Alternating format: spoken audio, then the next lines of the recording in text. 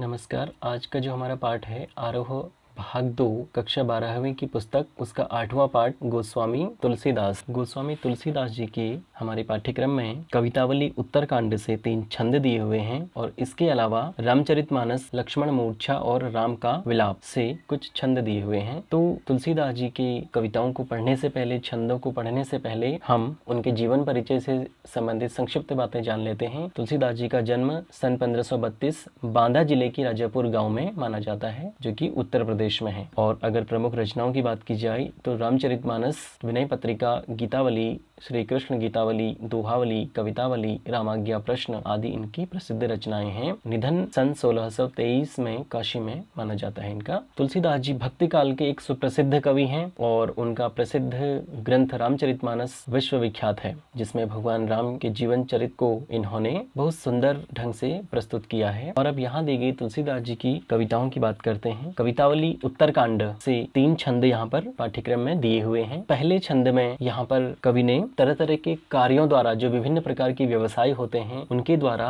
वह कार्य व्यक्ति क्यों करता है यह बताया है। और शुरू करते हैं। इस छंद में कवि ने बताया है कि व्यक्ति तरह तरह के कार्य अपने पेट को भरने के लिए ही किया करता है। अनेक प्रकार के जो व्यवसाय होते हैं, जो काम धंधे होते हैं, वह व्यक्ति सिर्फ पेट भरने के लिए ही करता है। और यह भी माना है कि यह जो पेट की अग्नि है, पेट की आग है, पेट की भूख है, इसको राम रूपी घनश्याम ही बुझा सकता है, अर्थात राम की कृपा से ही पेट की अग्नि बुझ सकती है, ऐसा कवि यहाँ पर मानते हैं। तो शुरू करते हैं कविता। किस भी किसान कुल बनिक भिखारी भाट, चाकर चपल नट, चोर चार चेटकी, पेट को बढ़त गुन गढ़त, चढ़त गिरी अटत गहन गन अहन अखेटकी, ऊंचे नीचे करम धर्म अधर्म करी, पेट ही को पचत बेचत बेटा बेटकी, तुलसी बुझाई एक राम घनश्याम ही तय, आगे बढ़वागी तय बड़ी है आगे पेट की। तो तुलसीदास जी कह रहे हैं कि जो विभिन्न प्रकार के व्यवसाय हैं, जैसे किसबी अर्थात मजदूरी, किसान कुल अर्थात किसानों का कार्य अर्थात खेती, बनिक अर्थात व्यापार, भिखारी अर्थात भीख मांगना, भाट अर्थात जो उस समय के राजाओं का गुणगान करने के लिए कवि आदि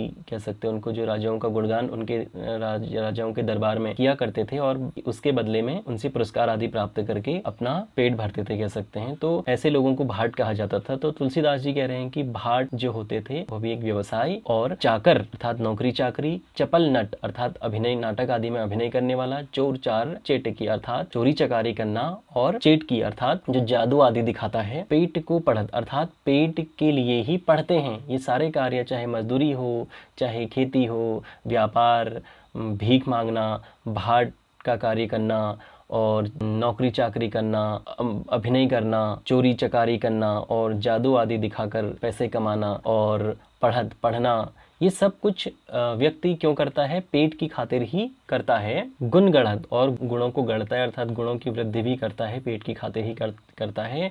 चढ़त गिरी और पहाड़ों पर चढ़ता है, पेट के लिए ही चढ़ता है। अटत गहन गन अहन अखेटकी, अटत अर्थात घूमता है, गहन गन अर्थात घने जंगल में, अहन अखेटकी दिन भर, अखेटकी अर्थात शिकार करने के लिए, दिन भर जो है घने जंगलों में शिकार करने के लिए घूमता है व्यक्ति। क्यों घूमता है? पेट की खातिर ही, पेट भरने के लिए ही घूमता है, कह रहे हैं। ऊंचे नीचे कर्म धर्म अधर्म करी, ऊंचे नीचे कर्म और धर्म और अधर्म के सभी कार्य जो है पेट की खातिर ही व्यक्ति किया करता है, कह रहे हैं। पेट ही को पचत बेचत बेटा बेटी की, और पेट ही को पचत अर्थात भरने के लिए, पेट ही को भरने के लिए अपने बेटा और बेटी को तक व्यक्ति बेचने लगता है। तुलसी बुझाई एक राम घनश्याम ही तय, आगे बढ़वागी तय बड़ी है आगे पेट की। तुलसीदास जी कह रहे हैं कि बुझाई एक राम घनश्याम ही तय अर्थात जो ये पेट की अग्नि है, इसको कौन बुझा सकता है? राम रूपी घनश्याम अर्थात राम रूपी घनश्याम अर्थात जैसे बादल बरसकर अग्नि बुझाते हैं, उसी प्रकार जो है राम की कृपा इस अग्नि को, पेट की अग्नि को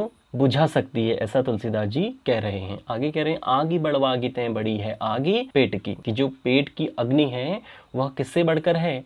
बड़वाग्नि अर्थात समुद्र की आग, समुद्र की भीषण जो आग होती है उससे भी बढ़कर यह पेट की आग है, ऐसा कवि यहाँ पर मानते हैं। तो यहाँ पर जो है अतिशयोक्ति अलंकार का प्रयोग अंतिम पंक्ति में तुलसीदास जी ने कर दिया है। किसी बात को बढ़ा चढ़ाकर जब कहा जाता है तो वहाँ पर अतिशयोक्ति अलंकार होता है, ऐसा यहाँ पर अतिशयोक्ति अलंकार का प्रयोग किया है कवि ने। और काव्य सौंदर्य की बात अगर इस छंद की जाए तो उस समय का यहाँ पर जो है कवि ने इस छंद में क्या किया है कि तत्कालीन आर्थिक और सामाजिक दशा का चित्रण किया है। और अनुप्रास अलंकार का प्रयोग भी देखा जा सकता है। किसबी, किसान, कुल, चाकर, चपल, चोर, चार, चेटकी, पेट को पढ़त, गहन, गन आदि अनेक स्थानों पर यहाँ पर अनुप्रास अलंकार का प्रयोग भी हुआ है। और इसके अलावा अंतिम पंक्ति में अतिशयोक्ति अलंकार का प्रयोग यहाँ पर किया है। और भाषा की बात की जाए तो ब्रज भाषा का इसमें प्रयोग किया है। वैसे तो तुलसीदास जी की भाषा अवधि ही रही है मुख्य रूप से, लेकिन कवितावली में इन्होंने ब्रज भाषा का प्रयोग किया है। और रस की अगर बात की जाए तो यहाँ पर भक्ति रस का प्रयोग किया है। और अब आगे दूसरे छंद की बात कर लेते हैं। यहाँ पर दूसरे छंद में कवि ने राम की महिमा का वर्णन किया है। तुलसीदास जी कह रहे हैं, खेती न किसान को, भिखारी को न भीख बलि, बनिक को बनिज न चाकर को चाकरी, जीविका विहीन लोग सेद्यमान सोच बस, एक कहे एक एकन सो कहाँ जाई का करी, बेदहूँ पुराण कही लोकहूँ बिलोकियत, सांकरे सबय पे राम राम रे कृपा करी, दारिद दसानन दवाई दुनी दीन बंधु, दुरित दहन देखी तुलसी हाहा करी। तो तुलसीदास जी कह रहे हैं कि दुनिया में कितने दुख हैं इस समय, उसका वर्णन करने के बाद प्रभु श्री रामचंद्र जी से विनती कर रहे हैं, प्रार्थना कर रहे हैं कि आप ही दुनिया को ऐसे संकट के समय में बचा सकते हो। तो तुलसीदास जी कह रहे हैं कि खेती न किसान को, कि दुनिया में जो है इतने दुख आ चुके हैं कि किसान के पास जो है अब खेती भी नहीं है, खेती नहीं होती है, भिखारी को न भीख और भिखारी को भीख भी नहीं मिलती है, बलि भी नहीं होती है, बनिक को बनिज अर्थात जो व्यापारी हैं उनका व्यापार भी अब नहीं चल रहा है, न चाकर को चाकरी, और क्या है कि नौकरी चाकरी आदि भी अब नहीं रही। आगे कह रहे हैं जीविका विहीन लोग, अर्थात लोग क्या हो चुके हैं, जीविका विहीन हो चुके हैं, किसी के पास भी कोई काम धंधा आदि नहीं है। सिद्ध्यमान सोच बस, और क्या है कि सिद्ध्यमान अर्थात दुखी दुखी बहुत है संसार इस समय, और सबकी सोच जो है, सोच में पड़े हैं सब, दुख ही दुख है चारों ओर, ऐसा तुलसीदास जी कह रहे हैं। कहे एक एकन सो, और सब एक एक अंश अर्थात एक दूसरे से सब कहते हैं कहाँ जाई का करी, अब हम कहाँ जाएं और क्या करें, इस दुख के समय में अब हम क्या करें, ऐसी चिंता में सभी लगे रहते हैं, ऐसा तुलसीदास जी कह रहे हैं। आगे कह रहे हैं वेदहूँ पुराण कही लोकहूँ विलोकियत, कह रहे हैं कि वेदहूँ पुराण कही, वेद और पुराण कहते हैं कि आप क्या करते हैं, लोकहूँ विलोकियत, आप लोक को देखते हैं और संसार की देखभाल आप करने वाले हैं, ऐसा वेद और पुराण कहते हैं। साकरे सबय पे राम रावरे कृपा करी, कि हे राम, भगवान श्री राम जी को संबोधित करते हुए कह रहे हैं कि हे राम, साकरे सबय पे, इस समय क्या है कि सब पर संकट है, सारी दुनिया में संकट ही संकट है, तो आप क्या करें, रावरे आप कृपा करी, आप ही कृपा करें, आप इस समय हम पर कृपा करें। दारिद दसानन दबाई दुनी दीन बंधु, हे दीन बंधु, हे दुखियों का सहारा, हे दीन बंधु प्रभु, दारिद दसानन दबाई दुनी, कि दारिद दसानन अर्थात दरिद्रता रूपी, दसानन अर्थात रावण, दरिद्रता रूपी रावण ने दबा रखा है दुनिया को दबा के रखा है, दुनिया परेशान है। हे दीन बंधु, हे दीन दुखियों के सहायक, दुरित दहन देख, अर्थात दुरित दहन अर्थात पाप की अग्नि, पाप की आग, पाप की अग्नि को देखकर तुलसी हाहा करी, तुलसी हाहाकार करता है, तुलसी आपसे विनती करता है कि आप क्या करें, हमारी रक्षा करें, दुनिया की रक्षा करें, ऐसा तुलसीदास जी भगवान श्री रामचंद्र जी को संबोधित करते हुए कह रहे हैं। तो काव्य सौंदर्य की बात अगर की जाए तो यहाँ पर उस समय की सामाजिक दशा का यथार्थ चित्रण किया है, और अनुप्रास अलंकार का यहाँ पर भी अनेक स्थानों पर प्रयोग किया गया है, जैसे सेद्यमान सोच 100 की आवृत्ति से अनुप्रास अलंकार है। और इसके अलावा जो है कहे एक एकन 100, यहाँ पर भी अनुप्रास अलंकार का प्रयोग हुआ है। और सांकरे सबय पे 100 वर्ण से अनुप्रास अलंकार, दारिद दसानन दबाई दुनी दीन बंधु, यहाँ पर भी अनुप्रास अलंकार का प्रयोग किया गया है। और भाषा पहले की तरह ही, जैसे पहले बताया था कि ब्रज भाषा का प्रयोग यहाँ पर किया है। और छंद कवित्त, जो पहले के 2 छंद हैं, ये कवित्त छंद का इसमें प्रयोग हुआ है। और अब अंतिम छंद की बात कर लेते हैं। यहाँ पर तुलसीदास जी ने अपने आप को भगवान श्री रामचंद्र जी का दास माना है, और बहुत निम्न श्रेणी का अपने आप को कवि यहाँ पर कहते हैं, और कहते हैं कि भगवान ही सब कुछ है, मैं उनका दास हूँ, ऐसी बातें इस तरह से यहाँ पर कवि ने की है। कह रहे हैं धूत कहो अवधूत कहो, रजपूत कहो जोलहा कहो कौ, काहू की बेटी सो बेटा न व्याहप, काहू की जाति बिगाड़ न सोऊ, तुलसी सरनाम गुलाम है राम को, जाको रुचय सो कहे कछु ओ, मांग के खैबो मसीत को सोईबो, लैबे को एक न दैब को दो। तो तुलसीदास जी यहाँ पर कह रहे हैं कि धूत कहो, अर्थात चाहे मुझे कोई धूर्त कहे, तुलसी कह रहे हैं कि चाहे मुझे कोई धूर्त कहे, अवधूत कहो, या फिर कोई मुझे अवधूत अर्थात सन्यासी कहे, या फिर मुझे रजपूत अर्थात राजपूत कहे, जोल्हा कहो, या फिर कोई मुझे जोल्हा कहे, तो कोई चाहे मुझे कुछ भी कहे, तुलसीदास जी कह रहे हैं कि कोई चाहे कुछ भी कहे, मुझे उससे कोई लेना देना नहीं है, मुझे कोई फर्क नहीं पड़ता है, चाहे कोई कुछ भी कहे।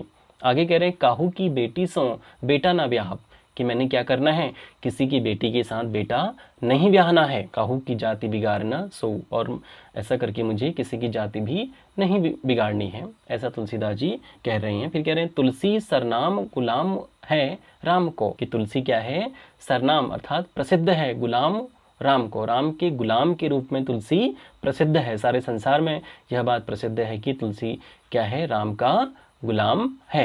फिर कह रहे हैं जाको रुचे सो कहे कछु, जिसको रुचे अर्थात अच्छा लगे, जिसको जो अच्छा लगे, या कुछ और कोई कुछ भी कहे, मुझे कोई फर्क नहीं पड़ता, ऐसा तुलसीदास जी कह रहे हैं।